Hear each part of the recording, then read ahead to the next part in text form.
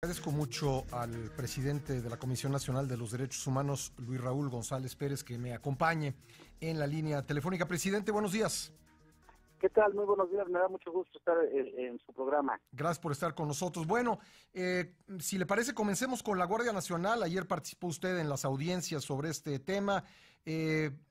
Resúmanos, por favor, si es tan amable, la postura de la institución que encabeza respecto de la propuesta de Guardia Nacional, presidente.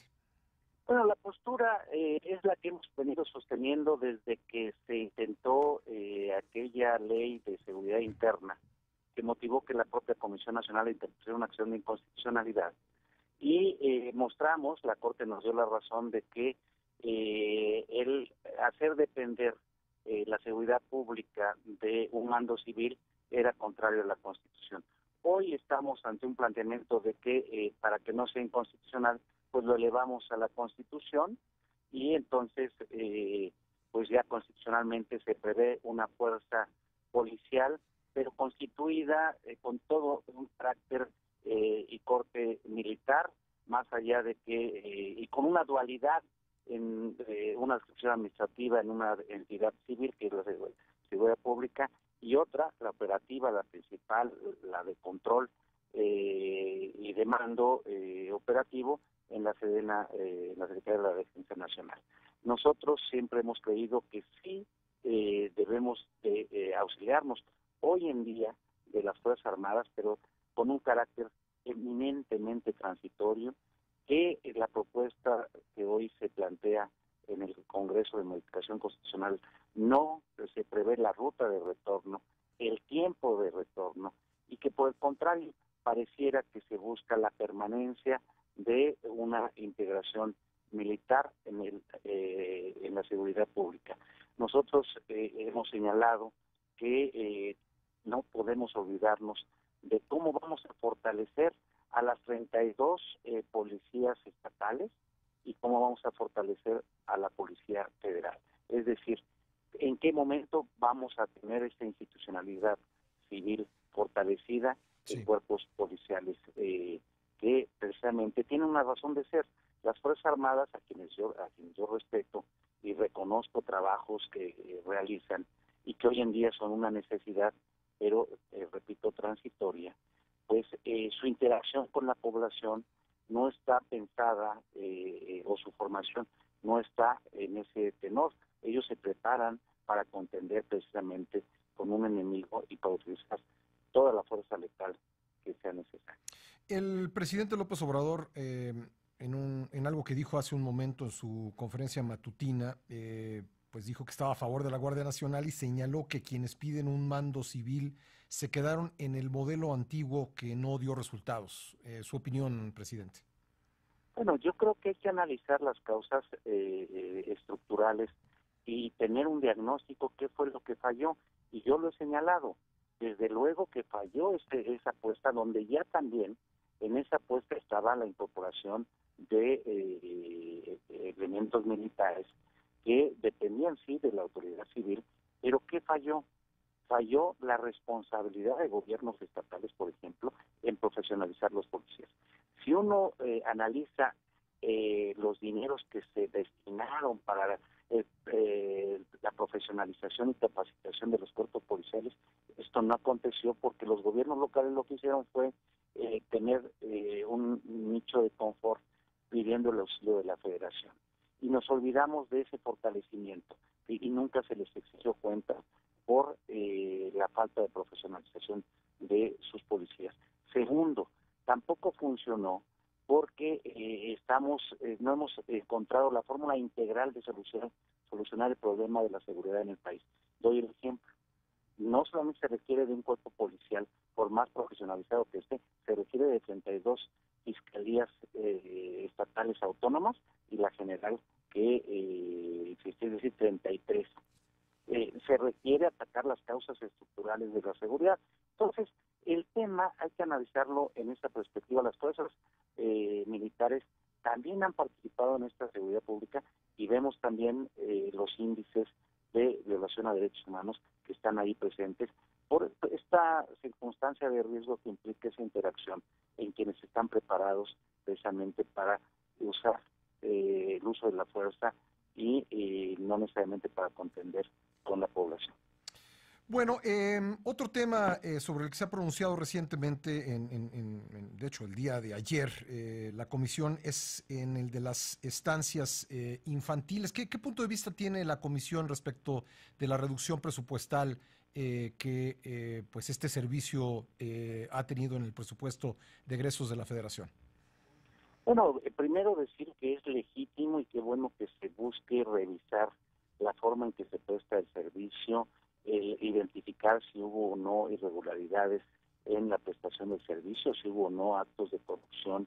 Desde luego que eso es deseable y que se implementen los controles debidos para que ello no suceda.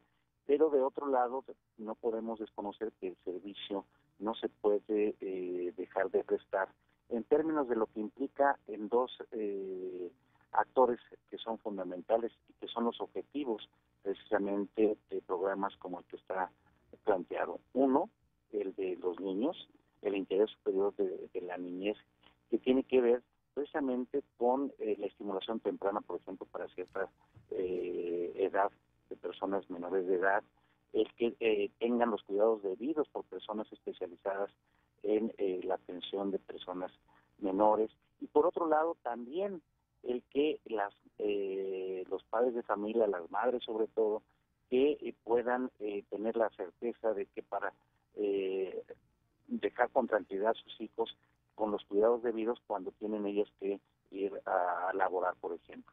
Entonces, creo que se debe de reflexionar, y ese fue el exhorto de la Comisión Nacional al mandar un oficio a la Cámara de Diputados, a la Secretaría de Bienestar y a la Secretaría de Hacienda, para que se reflexione en establecer todos los controles deseables que permitan un uso adecuado de los recursos, Sí. el evitar que no sea mal utilizado con ningún tinte ideológico, político o partidista, pero que no se deje de prestar un servicio que es indispensable como derecho humano a personas menores de edad, y por otro lado, el que esta cancelación no propicie una acentuación en la desigualdad de las personas, que muchas de ellas trabajan y que la única posibilidad de hacerlo es en el cuidado de sus hijos en instancias preparadas para ello. Pensemos también que las personas mayores, en la etapa en la que se encuentran, también pues están en una etapa en donde tenemos que ver por sus derechos y no necesariamente el que ahora puedan tener obligaciones que puedan restarle su independencia en ese sentido. Ahora, respecto de un tema que ha estado de discusión esta semana, del conflicto de interés en que incurre un ex servidor público cuando se incorpora al sector privado, el presidente López Obrador ha anunciado pues la promoción de una modificación legal para que pues tenga que haber una veda de 10 años para que un exfuncionario pues no se lleve su experiencia, su conocimiento al sector privado, porque en su opinión eso pues cae en una falta ética y en un conflicto de interés. ¿Qué opinión tiene o tendría, en caso de todavía no haberlo analizado y apenas estar viendo el tema, la CNDH respecto de esta modificación legal, esta veda de 10 años?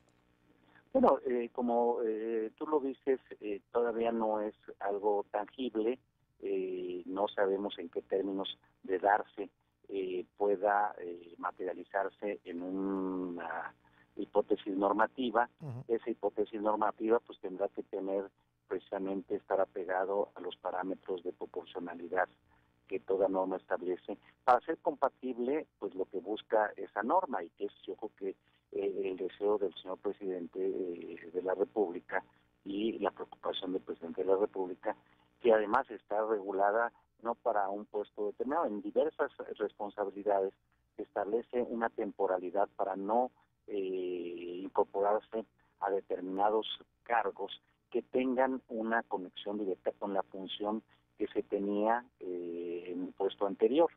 Y si la norma es la temporalidad actual que se plantea no es la adecuada, reflexiónese sobre cuál debe ser esa prudencia, sin desconocer, por otro lado, pues el derecho a un trabajo lícito, el que se prevea está en el núcleo del espíritu de la norma de estas restricciones temporales que deben ser proporcionales para ocupar un cargo con espacios con los que se haya interactuado.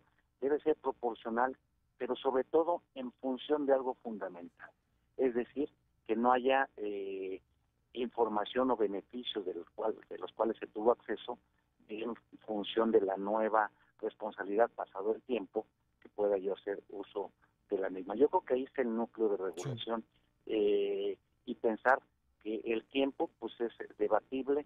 Yo creo que el tiempo debe ser el que permita evitar que se dé un conflicto de interés. Yo no me atrevería a pensar en estos momentos en una temporalidad, porque tienen que analizar diversas circunstancias, pero también decir si hay circunstancias irregulares porque se hizo una inadecuada uso de información privilegiada o que contenía reserva para divulgar esa información. Bueno, pues se deben de hacer las denuncias correspondientes para que eso sea investigado, y si hay alguna responsabilidad se establezcan las sanciones para quien incurrió en algún ilícito. Pues, presidente, muchas gracias por estos minutos para el programa. Al contrario, me da mucho gusto. Saludos. Gracias, gracias.